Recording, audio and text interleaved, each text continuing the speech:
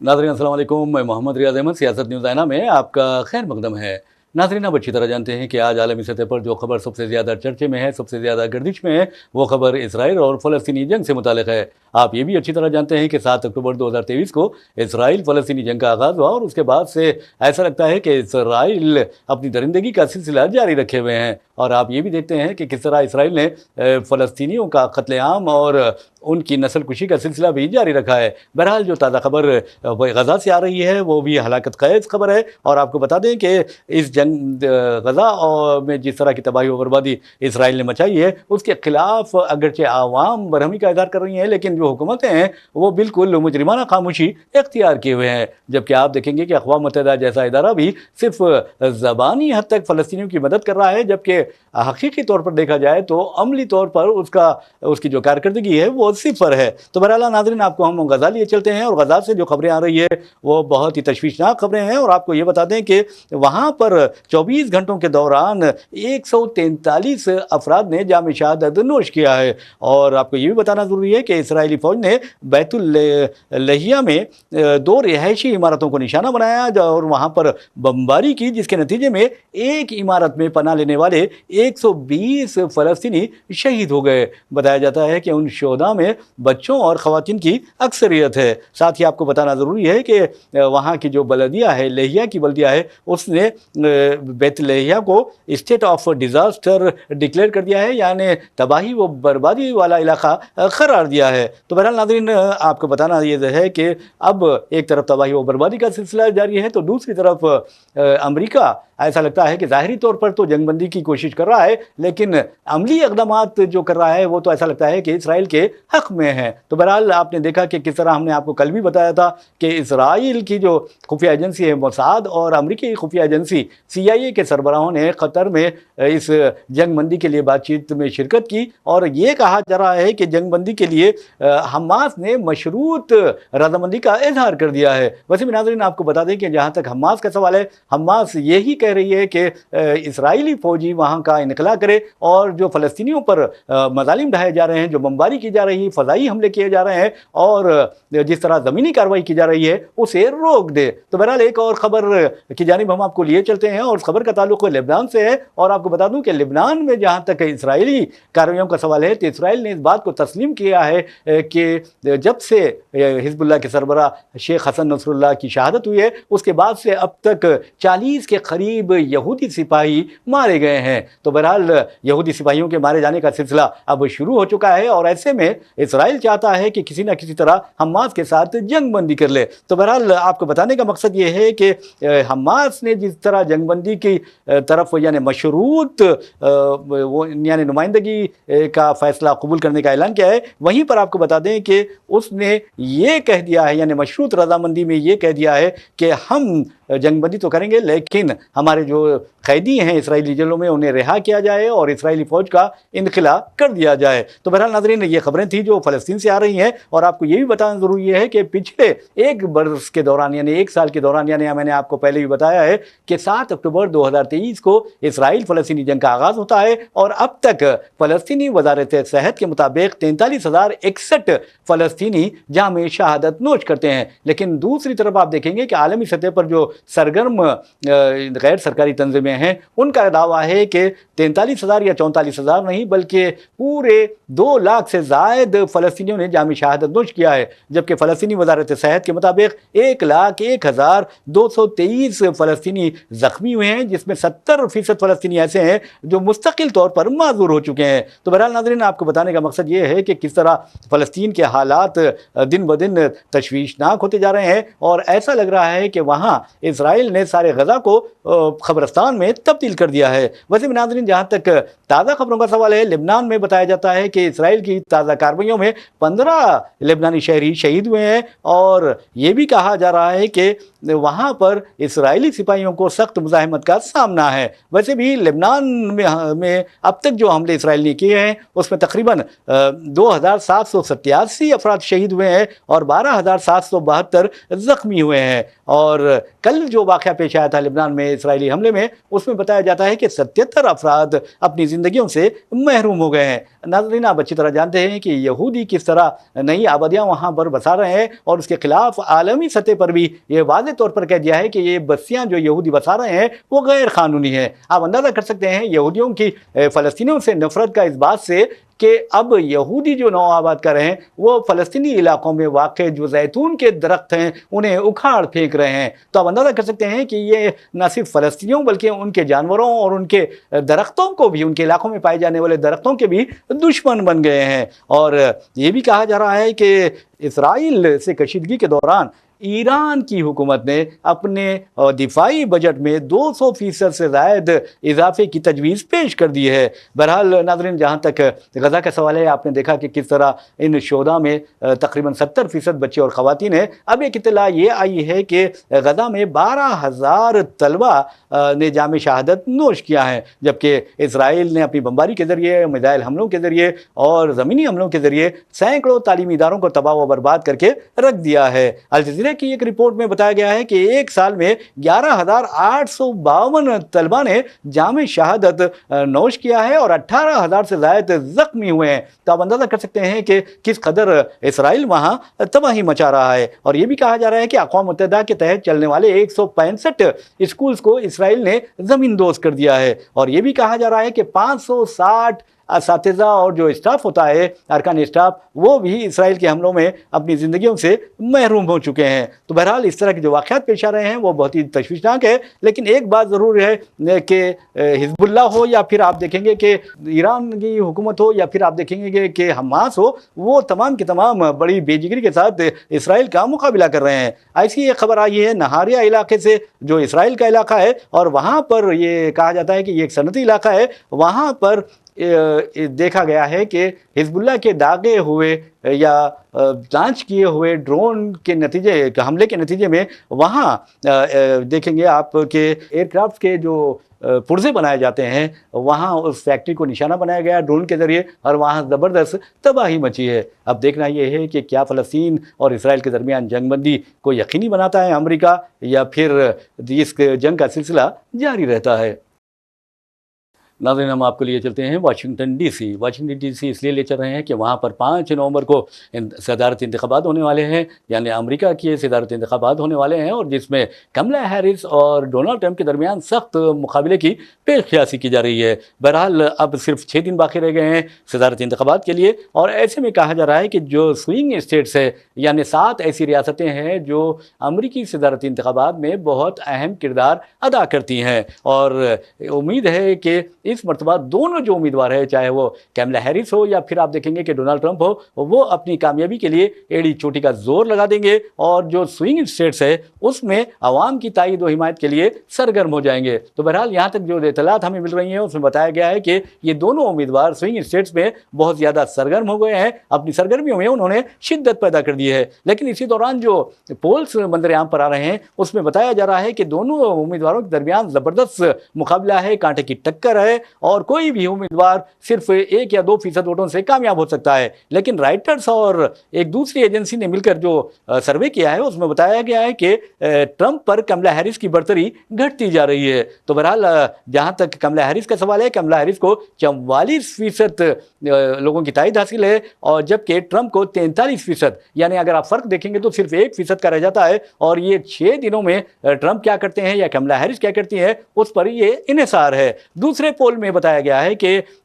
कमला Harris को 47% लोगों ने पसंद किया है, जबकि 33% ऐसे लोग हैं उनमें जो बहुत ज़्यादा उन्होंने कमला हैरिस की तायद का ऐलान किया है, जबकि 51% के बारे में कहा जाता है कि कमला हैरिस की तायद में नहीं है। तो बहरहाल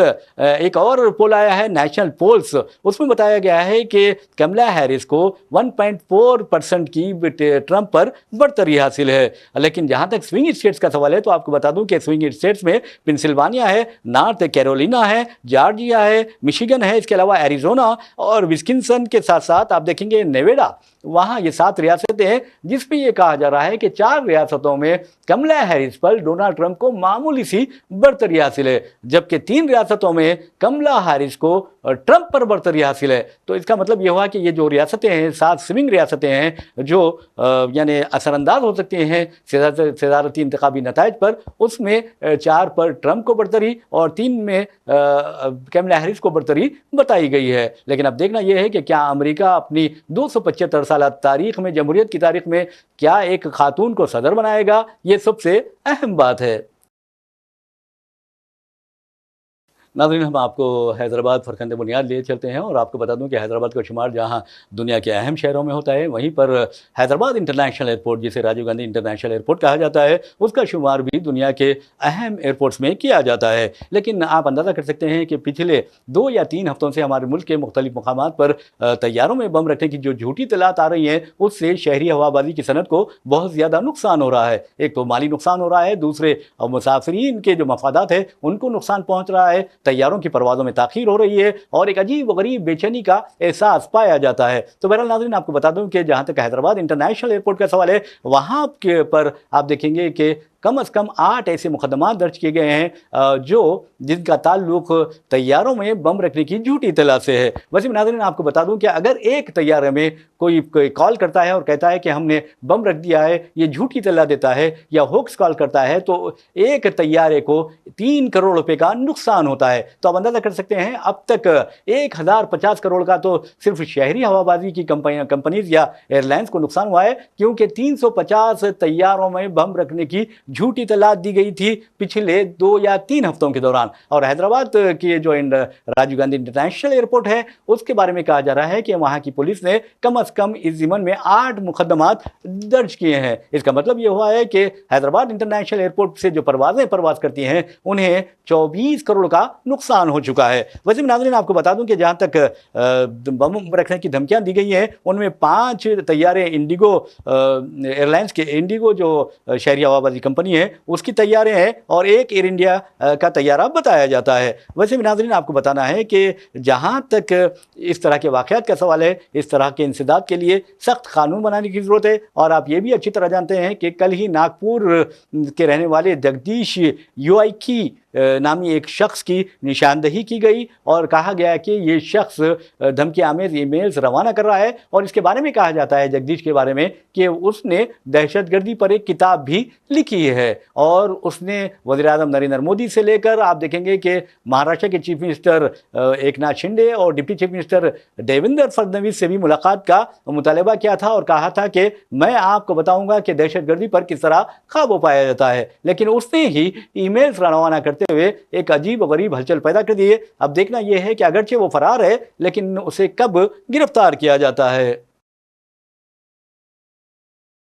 नाज़रीन, हम आपको लिए चलते हैं मुंबई में आप अच्छी तरह जानते हैं कि किस तरह बाबा सिद्दीक़ को कत्ल किया गया और उसकी जिम्मेदारी लॉरेंस बिश्नोई ग्रुप ने ली। उसके बाद ऐसा लगता है कि हर कोई ख़ुद को लॉरेंस बिश्नोई ग्रुप का आदमी कहते हुए या करार देते हुए लोगों को धमकियां दे रहा है, उनसे पैसे वसूल करने की कोशिश कर रहा है। और ऐसा ही एक वाक़या सलमान खान और ज़ीशान सिद्दीकी के साथ पेश आया। एक ज़ीशान सिद्दीकी के दफ्तर को एक ईमेल वसूल होता है और उसमें कहा जाता है कि आप मुझे 5 करोड़ रुपये दीजिए, आप मुझे 2 करोड़ रुपये दीजिए, आप मुझे तावान की रकम अदा कीजिए और मैं उन लोगों का पर्दाफाश करूंगा जो आपके यानी सलमान खान और ज़ीशान की कत्ल की मनसूबाबंदी कर रहा है, जो साजिश रच रहा है। तो बहरहाल आप देखेंगे कि किस तरह मुंबई पुलिस ने नोएडा के एक टैटू आर्टिस्ट, आपको बता दूं उसका नाम है गुफरान और उम्र 20 साल है, उसे गिरफ्तार करके मुंबई लाया। अब उससे पूछताछ पर पता चला कि वो एक मरतबा उसने धमकी आमेज से ईमेल रवाना किया था और दूसरी मरतबा भी ईमेल रवाना कर रहा था और उसे उम्मीद थी कि ज़ीशान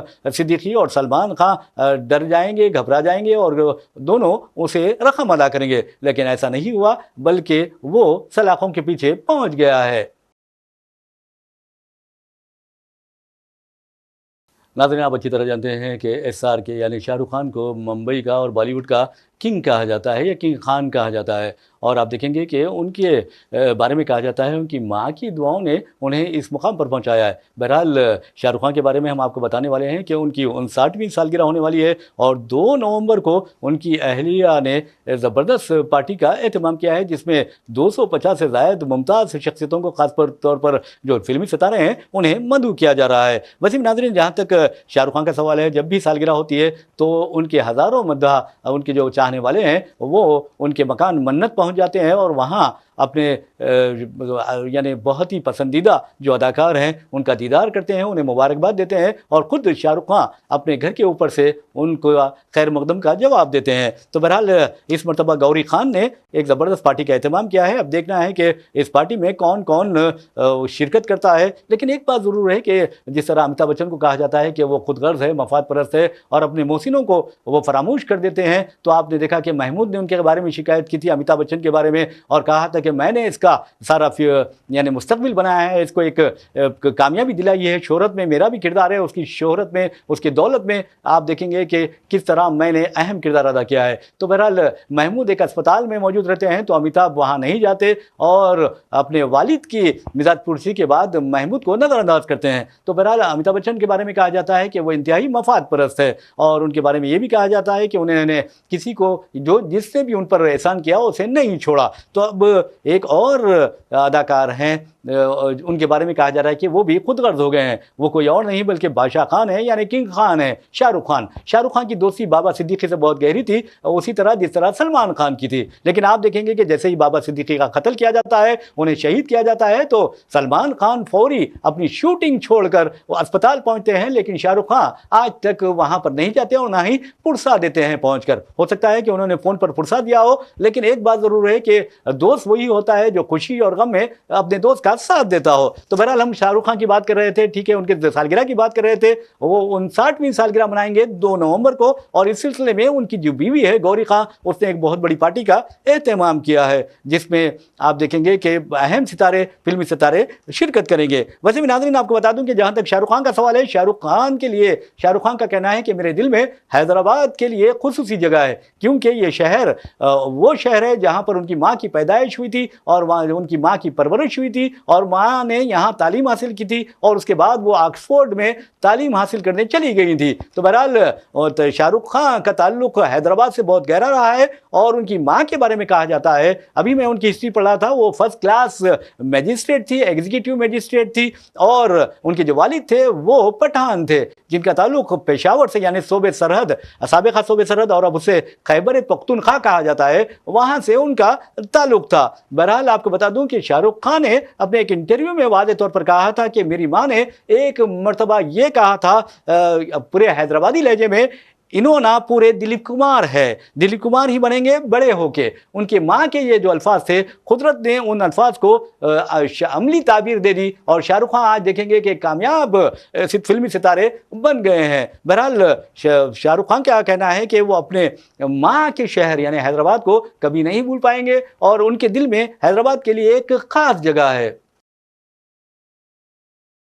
ناظرین، آپ اچھی طرح جانتے ہیں کہ آج ہندوستان کے کیا حالات ہیں، کس طرح فرقہ پرستی کا زہر گھولا جا رہا ہے، کس طرح لوگوں کے اذہان و قلوب میں فرقہ پرستی کا زہر بھرا جا رہا ہے۔ اس کا اندازہ آپ کو بتا دیں کہ مہاراشٹرا کا دارالحکومت ہے ممبئی کا ایک ہاسپٹل ہے، بہت ہی مشہور و معروف ہاسپٹل ہے، ٹوٹا ہاسپٹل۔ اس کے باہر آپ دیکھیں گے کہ جو غریب مریض ہوتے ہیں یا ان کے رشتہ دار ہوتے ہیں یا ان کی دیکھ بھال کے لیے لوگ وہاں پہنچتے ہیں، ان کے لیے مختلف غیر سرکاری تنظیمیں یعنی NGOز کھانے کا انتظام کرتی ہیں۔ لیکن آپ دیکھیں گے کہ اب جو فرقہ پرستی کا زہر بھر گیا ہے، ایک خاتون، میں سمجھتا ہوں کہ وہ برقع پوش خاتون نہیں تھی، بلکہ اس نے اپنے سر پر اسکارف باندھ رکھا تھا، ہو سکتا ہے کہ گرمی کی وجہ سے باندھ رکھا تھا یا پتہ نہیں، لیکن بہرحال وہ وہاں پر پہنچتی ہے، قطار میں ٹھہرتی ہے، اور وہ جب پہنچتی ہے تو جو کھانا تقسیم کر رہا ہے وہ شخص جس کی عمر اچھی خاصی عمر ہے، اور میں سمجھتا ہوں کہ وہ فرقہ پرست یعنی کمیونل انکل ہے، تو بہرحال وہ کمیونل انکل اس سے بہت ہی رف انداز میں بات کرتا ہے اور کہتا ہے اگر تمہیں کھانا چاہیے